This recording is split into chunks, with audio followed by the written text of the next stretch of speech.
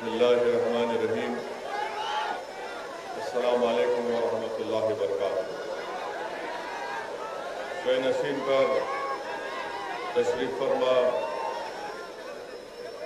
गुलबर्गा के मजलिस इत्तेहादुल मुस्लिमीन के सदर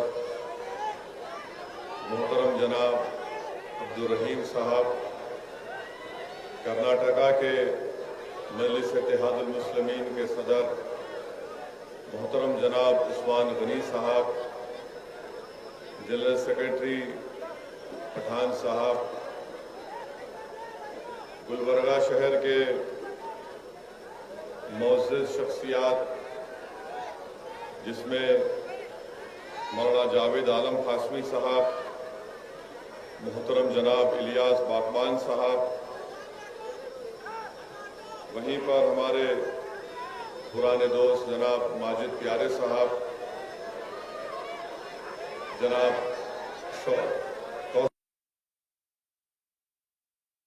इत्तेहादुल मुस्लिमीन और शाहपुर से मजलिस के सदर हबीब पटेल साहब, जिवरगी के सिराज पटेल साहब, सीडम के मोहतरम जनाब अब्दुल खादर साहब, मेरे मजलिस का मौजूद हाज़रीन इकराम, अज़ीज़ान मिल्लत, मैं आप तमाम का शुक्रिया अदा करता हूँ कि आपने अपना कीमती वक्त निकाल कर आज मजलिस इत्तेहादुल मुस्लिमीन के इस कन्वेंशन में शिरकत की। हमारी तो ये कोशिश थी और नीयत भी ये थी कि खुले मुकाम पर एक जलसे आम हो सके, मगर कोविड की रेस्ट्रिक्शंस की वजह से हमको ये जलसा अब्दुल रहीम साहब को और उनके तमाम टीम को इस शादी खाने में करना पड़ा। मेरे अजीज दोस्तों और बुजुर्गों, मैं शुरुआत में ही एक बात का जिक्र करना बेहद जरूरी समझता हूं, और ख़ास तौर से आज 30 जनवरी है और 30 जनवरी को भी हमारे मुल्क में एक बहुत बड़ी तारीखी हैसियत उसको हासिल है। मेरे अजीज दोस्तों और बुजुर्गों, मेरी इज्जतदार माँ और बहनों, और ख़ास तौर से मैं अपने नौजवानों के लिए, उनको बताने के लिए, पैगाम देने के लिए बात कह रहा हूँ। 30 जनवरी को शाम 5:17 पर 1948 में महात्मा गांधी का कत्ल किया गया था, और आजाद हिंदुस्तान का अगर कोई सबसे पहला टेररिस्ट था तो उसका नाम नाथूराम गोडसे था। और इसी नाथूराम गोडसे ने नारायण आप्टे के साथ और मुख्तलिफ अपने साथियों के साथ मिलकर, जिसमें कॉन्स्पिरेसी करने में सावरकर भी शामिल थे, इन सब ने साजिश करके महात्मा गांधी का कत्ल किया। और गोडसे ने बिरला हाउस दिल्ली में जब हर शाम महात्मा गांधी मुख्तलिफ मज़ाहिब के लोगों को बिठाकर उनकी मुख्तलिफ मज़ाहिब की किताबों से या उनसे दुआ करवाते थे या उनसे उन किताबों से उनको पढ़वाते थे, तो उस दिन और उससे पहले एक तनाव का माहौल था कि शाम के वक्त में जब कभी भी महात्मा गांधी, जिसको अंग्रेजी में कहते प्रेयर मीटिंग करते, और जब कुरान की तिलावत करने के लिए कोई मुसलमान पढ़ता तो बहुत से लोग उसकी मुखालिफत करते थे, मगर महात्मा गांधी उन मुखालिफत की परवाह नहीं करते थे और कहते थे कि पढ़ो, कुरान भी पढ़ो, दीगर मज़ाहिब की किताबों को भी पढ़ो। तो उस दिन नाथूराम गोडसे ने नारायण आप्टे के साथ मजमे से चीर कर गांधी के सामने आया और गांधी के पैर पड़ा और फौरन अपने पास से एक पिस्टल निकालकर महात्मा गांधी के ऊपर 3 गोलियां बरसा दी और उसी दिन महात्मा गांधी का कत्ल हो गया। मैं नौजवानों के बात इसलिए बताना चाह रहा हूं कि नाथूराम गोडसे ने गांधी को क्यों मारा, गोडसे की सोच और गोडसे की आइडियोलॉजी क्या थी और गोडसे के पीछे कौन लोग थे। मैं सावरकर का नाम इसलिए लिया हूं क्योंकि सुप्रीम कोर्ट के रिटायर्ड चीफ जस्टिस थे कपूर, जस्टिस कपूर कमीशन की रिपोर्ट में ये बात को कहा गया कि सावरकर महात्मा गांधी के कत्ल में कॉन्स्पिरेटर थे और महात्मा गांधी के कत्ल से पहले सावरकर के घर को जाकर गोडसे और आप्टे ने सावरकर से मुलाकात की और सावरकर ने नीचे आकर उनको छोड़कर कहा कि तुम जिस मकसद के लिए जा रहे हो तुमको उसमें कामयाबी मिलेगी। कपूर कमीशन की रिपोर्ट में बात कही गई और गोडसे ने गांधी को क्यों मारा, क्योंकि गोडसे ये कहता था कि गांधी मुसलमानों की हिमायत करते हैं। गोडसे ने गांधी को इसलिए मारा क्योंकि गोडसे का और उसके साथियों का मानना यह था कि गांधी हिंदुओं के इंटरेस्ट को प्रोटेक्ट नहीं कर रहे और गोडसे ने गांधी के जिस्म में 3 गोलियां दाग दी। नौजवानों याद रखो इस बात को कि गोडसे ने गांधी को कत्ल करने से पहले अपनी खतना भी कराई थी। और नहीं ये सुनिए आप, ये इसलिए किया था कि गोडसे को यकीन था कि जब मजमे में मैं महात्मा गांधी पर गोलियां बरसाऊंगा और लोग मुझे टूट पड़ेंगे और मुझे मारेंगे और जब मेरे जिस्म के कपड़े उतार कर देखा जाएगा तो हिंदुओं को यकीन हो जाएगा कि देखो एक मुसलमान ने गांधी का कत्ल कर दिया। ये इस सोच के आदमी थे, ये इस तरह की हरकत गोडसे ने की। मैं आज आपको ये बात बता रहा हूं कि आज भी सारी दुनिया जानती है कि अगर उस वक्त की कांग्रेस की हुकूमत सही गांधी के असैसिनेशन के कत्ल की इन्वेस्टिगेशन करती तो उसी वक्त बड़े बड़े संघ परिवार के लीडर जेल में रहते थे, मगर उस वक्त की कांग्रेस की हुकूमत ने सही इन्वेस्टिगेशन नहीं किया। आज भी गांधी के कत्ल का जो लोग उसमें साजिश रचाए आज भी वो चेहरे सामने नहीं आते। अच्छा, ये गोडसे और नारायण आप्टे कौन थे? ये नारायण आप्टे एक दीक्षित महाराज के पास गया, दोनों गए, गोडसे और नारायण आप्टे, जाकर कहा कि दीक्षित महाराज हम निजाम की पैसे लूटेंगे, तुम्हारे पास बड़े बड़े गाड़ियां, हमको बड़े बड़े गाड़ियां दे दो। तो दीक्षित महाराज ने कहा लेकर जाओ। और कई दिन हो गए तो महाराज ने कहा कि बेटा क्या हुआ, बड़ी गाड़ी तो लेकर चले गए, बोले अभी कर रहे। बाद में दीक्षित महाराज को समझ में नहीं आया तो गए, जाकर देखा तो क्या हुआ कि उनकी बड़ी अंपाला गाड़ी में नारायण आप्टे अपनी गर्लफ्रेंड के साथ इश्क रचा रहे।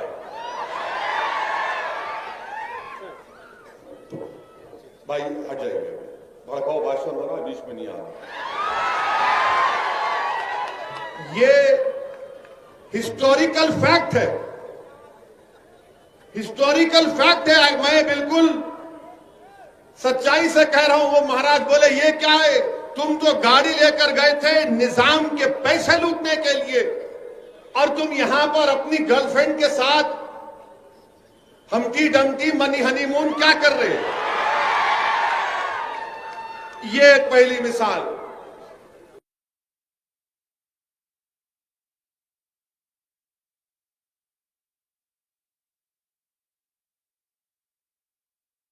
हम स्टैंड गन से हिफाजत करेंगे। अक्सरेती तबकों की स्टैंड गन ले लिए, उसको कॉक करना नहीं आया, इस्तेमाल करना नहीं आया। ये इनका बैकग्राउंड। और गोडसे का और एक बैकग्राउंड सुनो आप। गोडसे इस भारत देश का, आजाद भारत का सबसे पहला टेररिस्ट। और गोडसे जब पैदा हुए तो उनके मां बाप ने उनके नाक में नाक की बाली डाली और कई साल तक उनको बच्चियों के कपड़े पहनाए, क्योंकि उनसे पहले कई बच्चे होते थे, इंतकाल हो जाता था। तो मां बाप ने समझा कि नाथूराम को, इनका नाम नाथूराम नहीं था, वो नत डालने से नाथूराम हो गए। तो कई साल तक उनके मां बाप ने उनको बच्चों के कपड़े पहनाए, उसके बाद उनको भाई पैदा हुए। तो गोडसे को एक तकलीफ थी कि मुझे अपनी मर्दानगी दिखाना है, मैं मर्द हूं, मैं मर्द हूं। उसको एक जहन में पैदा हो गई थी बात, ये नफ्सियात का शिकार हो गया था। इसलिए गोडसे ने अपनी मर्दानगी को दिखाने के लिए जहर आलूदा माने हेटफुल आइडियोलॉजी को अपनाया और गांधी के सीने में 3 गोलियां दाग दी। बताइए आप कि 28 जनवरी तक गोडसे और नारायण आप्टे के पास पिस्टल नहीं था, बंदूक नहीं थी। अगर मैं गलत ना कहूं तो 9mm बेरेटा पिस्टल था वो। ग्वालियर का एक शख्स इन लोगों को पिस्टल दिया और कोर्ट में जो पिस्टल, जो हथियार गोडसे के हाथ में दिया वो छूट गया। जिसने गोडसे को वेपन दिया गांधी को मारने का, वो बच गया। आप बताइए फिर ये क्या हो रहा है। गोडसे ने और नारायण आप्टे को सजा हुई, उनको फांसी हुई, मगर आज भी आपसे कह रहा हूं कि जिन लोगों ने गोडसे को हथियार दिया, एक मर्तबा नहीं 5 मर्तबा बापू पर जान लेने का हमला इन 3 सबने मिलकर किया था। एक मर्तबा नहीं, 5 मर्तबा, और 5वीं मर्तबा इनको कामयाबी मिली। मुंबई का एक पुलिस का अहदेदार था, नाम याद नहीं आ रहा, उस वक्त मोरारजी देसाई वहां के होम मिनिस्टर थे। उसने जाकर कहा कि गोडसे मुलविस है, सावरकर का इन्वॉल्वमेंट है। तो मोरारजी भाई ने कहा क्या कह रहे हो, ये पूरी आग लग जाएगी, खामोश हो जाओ। कपूर कमीशन में पूरा खुलकर आ गया कि कौन कौन से लोग थे।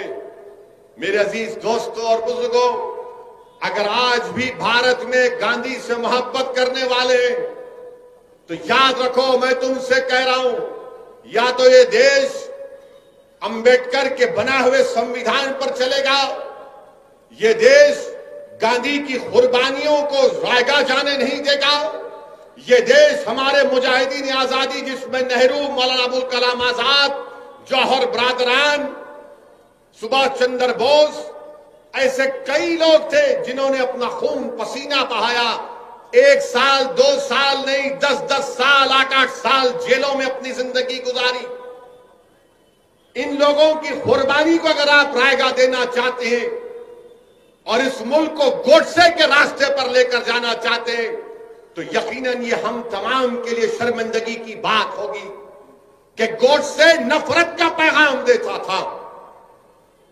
गोडसे नफरत की बुनियाद पर गांधी को मारा। गोडसे इस मुल्क को हिंदू राष्ट्र बनाना चाहता था। और मैं ये इसलिए कह रहा हूं कि जब गांधी के कत्ल के चंद दिन के बाद गांधी के बेटे दिल्ली के पुलिस स्टेशन में जाकर गोडसे से मुलाकात किए, वो देखना चाहते थे कि कौन है वो शख्स जिसने मेरे बाप का कत्ल किया। वो समझ रहे थे कि कोई दिखने में बड़ा डरावनी चेहरा होगा, हैवान होगा, मगर जब जाकर देखा तो कहा किसने मारा मेरे पिता को, तो कहा ये खुद आवाज आई कि मैंने तुम्हारे बाप को गोली मारी, मेरा नाम नाथूराम गोडसे है।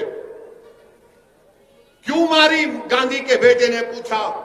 तो क्या जवाब दिया गोडसे ने कोई वजह नहीं, सिर्फ पॉलिटिकल पॉलिटिकल पॉलिटिकल वजह है। अब समझ में आई तुमको बात कि पॉलिटिकल पॉलिटिकल पॉलिटिकल।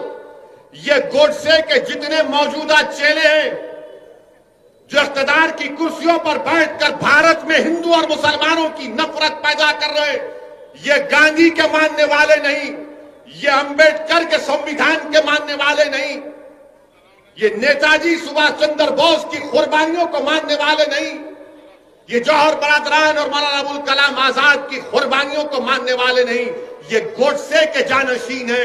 और ये तमाम गोडसे के जानशीनों ने ही, ये तमाम गोडसे के जानशीनों ने ही दिल्ली की सड़कों पर सिखों का कत्लेआम किया।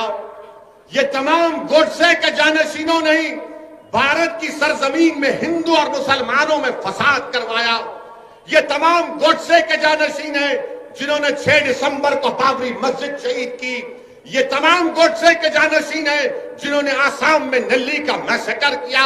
ये तमाम गोडसे के जानशीन हैं जिन्होंने मुरादाबाद में फसाद किया।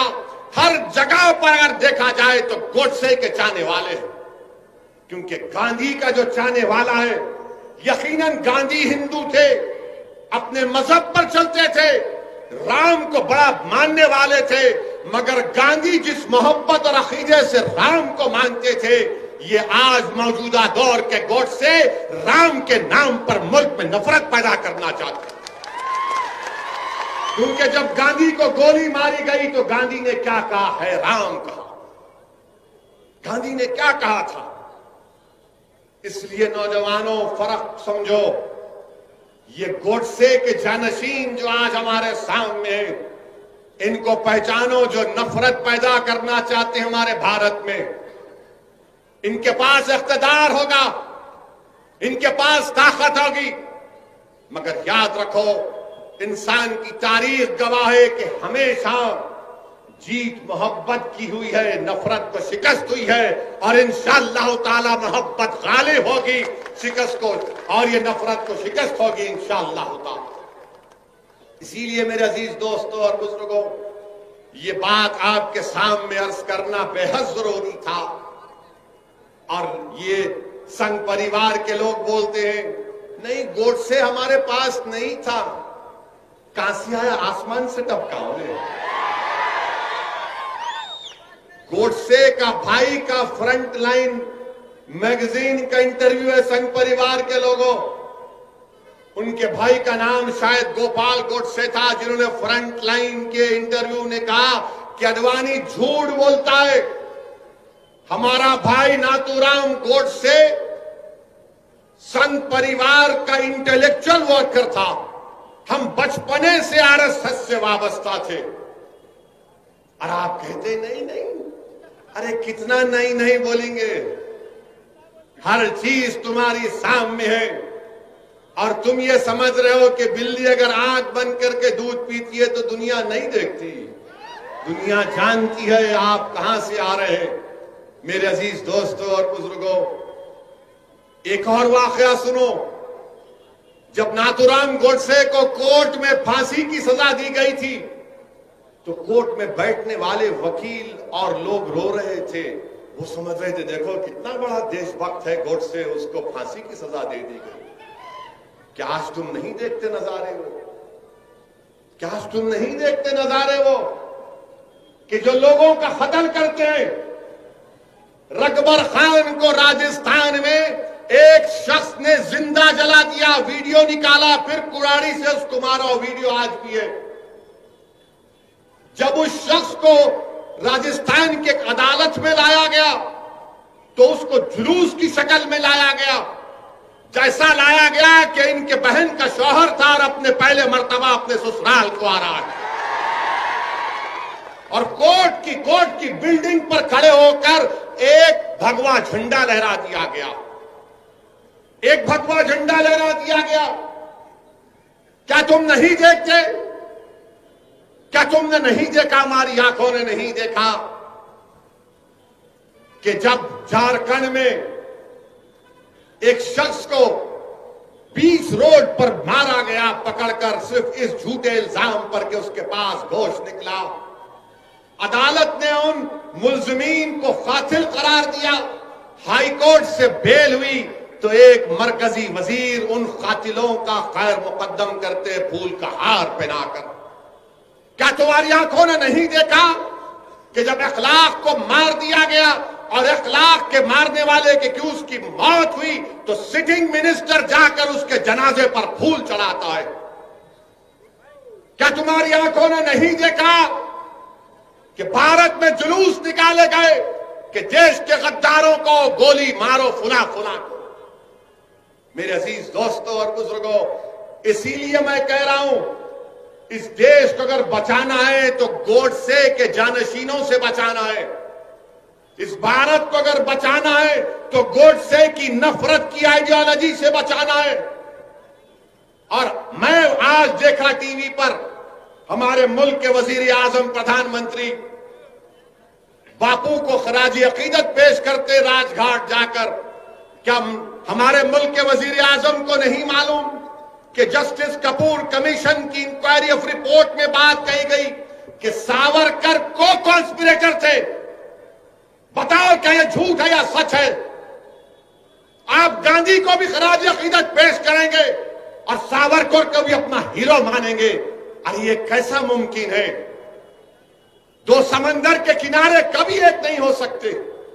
मगर ये काम आज बीजेपी और संघ परिवार आपके सामने देख लो। आप मेरे अजीज दोस्तों और बुजुर्गों, ये बात आपको समझना बेहद जरूरी है, क्योंकि अगर हमको इस मुल्क को बचाना है तो नफरत की आग को बुझाना पड़ेगा। ये नफरत की आग इस मुल्क को कमजोर करके रख देगी। और लोग कहते हैं, मुझसे एक मीडिया के लोगों ने सवाल किया कि 26 जनवरी के दिन जो कुछ लाल किले में हुआ वो शेमफुल डे था। मैंने कहा बिल्कुल सही है, नहीं होना था। हम हर तशद्दुद की और वायलेंस को कंडेम करते हैं। मगर मैंने पूछा कि क्या 1960 के दहे में जब दिल्ली के पार्लियामेंट पर तमाम लोग आकर हमला किए थे कि गाय कशी के खिलाफ कानून बनाओ, हिंदी को जबान बनाओ, तो क्या वो शेमफुल डे नहीं था? तो उस मीडिया के जिम्मेदार ने कहा, आपको याद है? बोला बहुत याद है, हमको बाबा आदम से लेकर अब तक पूरी तारीख याद है। मैंने कहा इस दिल्ली की सड़कों पर सिखों को उनके जिंदा सिखों के गलों में जलते हुए टायर डाले गए। एक कांग्रेस का बड़ा लीडर रिकाबगंज की गुरुद्वारा के सामने ठहर कर सिखों का कत्ल करवाया, वो मिनिस्टर बन गया किसी रियासत का। क्या वो शेमफुल डे नहीं था? बाबरी मस्जिद को शहीद करना शेमफुल डे नहीं था, जिसको सुप्रीम कोर्ट ने कह दिया शेमफुल डे था? जहां आपको सूट करेगा शेमफुल, और जहां आपको नहीं सूट करेगा बोलेंगे ये हमारा फुला दिवस है। मेरे अजीज दोस्तों और बुजुर्गों, ये हमारे मुल्क की मौजूदा राजनीति है। ये जलसा मजलिस इत्तेहादुल मुस्लिमीन के का एक कन्वेंशन के तौर पर जनाब अब्दुल रहीम साहब की जेर क़यादत ये जलसा रखा गया। मैं गुलबर्गे को इसलिए आया हूं कि आप तमाम से अपील करने के लिए कि आप मजलिस इत्तेहादुल मुस्लिमीन को मजबूत करिए। मैं आपके पास इसलिए आया हूं कि आपके सफों से किसी को यहां पर आप ही अपना एक कायद बनाइए, अपना लीडर बनाइए, जो कर्नाटका की असेंबली में जाकर बेबाक तरीके से आपके मसाइल की तर्जुमानी कर सके। मैं यहां पर इसलिए नहीं आया हूं कि अपने आप को लीडर बनाने के लिए, मैं यहां पर इसलिए आया हूं कि जो पॉलिटिकल वैक्यूम पैदा हो गया मरहूम खमरुल इस्लाम साहब के इंतकाल की वजह से, उस पॉलिटिकल वैक्यूम को आपको फिल करना है, उस कमी को आपको पूरा करना है, मुझे नहीं आपको करना है। मैं बस इसलिए आया हूं कि आपको याद दिलाने के लिए ये वैक्यूम है, इस वैक्यूम को पूरा करो। इस पॉलिटिकल वैक्यूम को आपको पूरा करना है। पूरी कर्नाटका की आवाम कर्नाटका के दलित, कर्नाटका की मजलूम अवाम, कर्नाटका के गयूर नौजवान आज ये देखना चाहते हैं कि जिस तरह 1978 में इसी गुलबर्गा शहर में एक नई सियासी तारीख आपने रकम की थी, आज असदुद्दीन ओवैसी आपके पास आकर गुजारिश करने आया है कि 2021 में हमारे बुजुर्गों ने 1978 में जो तारीख रकम की थी, नौजवानों तुमको आज वो तारीख गुलबर्गा में दोहराना है और इंशाअल्लाह ताला मैं तुम्हारा साथ ठहराऊंगा और हम उस तारीख को दोहराएंगे गुलबर्गे में। ये काम आपको और हमको मिलकर करना है। मजलिस पर इल्जाम तो बहुत लगते हैं, हर इल्जाम मजलिस पर यही लगता है। हम इलेक्शन लड़ने जा रहे बंगाल को, तो ये बैंड बाजा की पार्टी जिसको कभी कांग्रेस पार्टी भी कहा जाता था, ये लोग शुरू हो गए। देखो बी टीम आ गई। अच्छा उन्हों काफी नहीं थे तो ममता बनर्जी भी शुरू हो गई। ओवैसी ये ओवैसी वो। अरे भाई आखिर मैं ही मिला क्या? तुम लोगों को कोई और नहीं है भारत में? बी टीम, सी टीम, वो फुला टीम। अरे आप क्या किए बताओ? कौन सा कारनामा आप अंजाम दिए? कर्नाटका में कांग्रेस के एमएलए कूद के जाकर बीजेपी में चले गए। मेरे से पूछ के गए थे, मेरे से बात करके गए थे, या इलियास बागवान साहब के पास आकर बैठे, जरा बाग में केला खिलाओ हम तुम्हारे साथ चलते, या अब्दुल रहीम के पास जाके बोले थोड़ा मिर्ची लगा दे हम दौड़ते। पूरे के पूरे भाग गए। अरे पतली गली पकड़ के भाग रहे, तुमको भागने वाला नजर नहीं आ रहा, तुमको एक ही मर्द नजर आ रहा। अल्हम्दुलिल्लाह तुम्हारे लोग भाग गए, भाग के रिजाइन करके जीत भी गए, मिनिस्टर भी बन गए और आपको कोई नजर नहीं आ रहा। अरे हिम्मत है तो बोलो ना उनको। उनको नहीं बोलते पैसा लिया बीजेपी से, ना ममता बोलती ना कांग्रेस बोलती। जहां बात आती मुसलमान की तो पैसे की बात आ जाती। बताओ ये तुम्हारी फिरका परस्ती है, ये तुम्हारी घटिया सोच है कि जहां पर ओवैसी का नाम आया तो बी टीम, और जहां पर तुम्हारी पार्टी का आदमी भाग गया तो बोलते नहीं भटकते होंगे, वापिस आ जाता उन्हें। फिर मीडिया वाले पूछते ओवैसी, अरे नहीं नहीं उन्हें तो पूरा उनका ही है। मैं किसी का नहीं हूं, ना कभी किसी का रहूंगा। इंशाअल्लाह ताला मैं तुम्हारा था और तुम्हारा ही रहूंगा इंशाअल्लाह ताला। असदुद्दीन ओवैसी का तारुफ यह है, सुनो, मैं किसी तारीफ का मोहताज नहीं हूं। मैं पाक रसूल मोहम्मद सल्लल्लाहु अलैहि वसल्लम के दर का कुत्ता हूं, ये मेरी तारीफ और तारुफ है। मुझे किसी की तारीफ या हिमायत या वाहवाह की जरूरत नहीं है। मैंने हमेशा कहा और आज भी कह रहा हूं कि अल्लाह सुब्हानहू तआला ने अपने हबीब पाक सल्लल्लाहु अलैहि वसल्लम के सदक़े और तुफैल में मुझे इतनी इज्जत दी कि मैं कभी सोच भी नहीं सकता था कि मैं उस मुकाम पर पहुंचूं। मेरे अजीज दोस्तों और बुजुर्गों, लगाएंगे नारा, आखिर में लगाएंगे, बहुत लगाएंगे, लगाएंगे, लगाएंगे।